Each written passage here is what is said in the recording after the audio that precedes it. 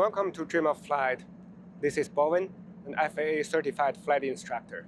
In this lesson, we will introduce aerodynamic stalls. Stall is generally an undesirable flight condition and is especially dangerous at low altitude, such as during takeoff and landing. This lesson will help you recognize various signs of stall, form native reaction to recover from stall. And if you ever fear about stall after this lesson, you should feel much more comfortable and proficient at flying at stall. So what is a stall? As we learned, lift is determined by coefficient of lift, which is correlated with angle of attack. The higher angle of attack is, the more lift the wing can generate, but it is not infinite. Once exceeding max angle of attack, lift will decrease. Note that the decrease is still continuous, meaning the aircraft will continue to fly in a descent instead of sudden loss of control. The danger is not the stall itself, which you should feel comfortable practicing anytime. The danger is around the difficulty in directional control, potential to spin from incoordination and improper recovery. As the main wing comes close to max angle of attack, any deflection of the aileron may put the aileron in a stall, make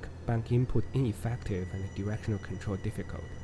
If the rudder is not adequately used to keep the airplane coordinated, one side of the wing might stall earlier than the other, causing the airplane to enter a spin. Spin can be recoverable, but only depends on available altitude, type of aircraft, and training, which however is not part of private pilot training. Another common mistake is improper recovery. Fearing the stall and the loss of altitude, one may naturally try to pull the control stick further back, in hope to force the airplane away from the ground. That only further increased angle of attack and deepened the stall and the loss of altitude. That's what happened to Asiana Flight 214 at San Francisco in 2013. Alright, let's do the exercise. Let's say we want to fly at a very slow speed, so we reduce power and we start to slow down.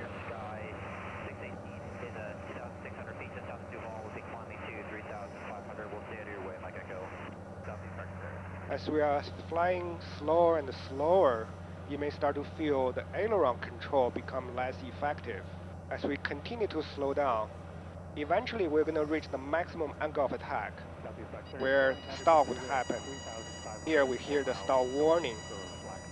The airplane is also vibrating. Both give us a sign that aircraft is entering stall.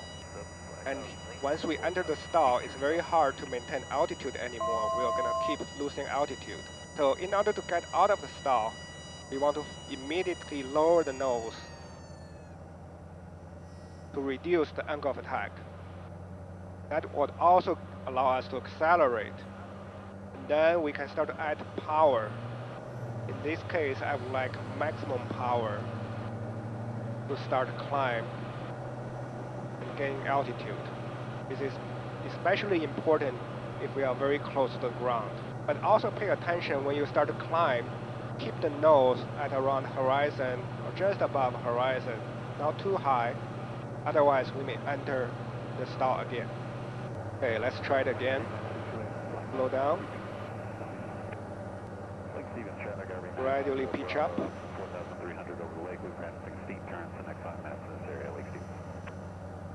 Use rudder to maintain coordination, watching for the initial signs, inefficient aileron control, stall warning, shaking, so lower the nose, full power, and start to climb, and use right rudder to compensate for the torque effect. To summarize this lesson, the airplane continues to fly during the stall, no need to fear, but make sure to use adequate rudder input to keep the airplane coordinated at all times. Form a habit of recovering at the first sign of stall, which might be the stall warning, sluggish control, or a shaking airplane. Always pitch down first and push the throttle to full power. Establish a climb at 72 knots as soon as you gain enough airspeed, and watch out for the airspeed and pitch attitude. Don't enter a secondary stall again. Thank you for watching. Keep flying.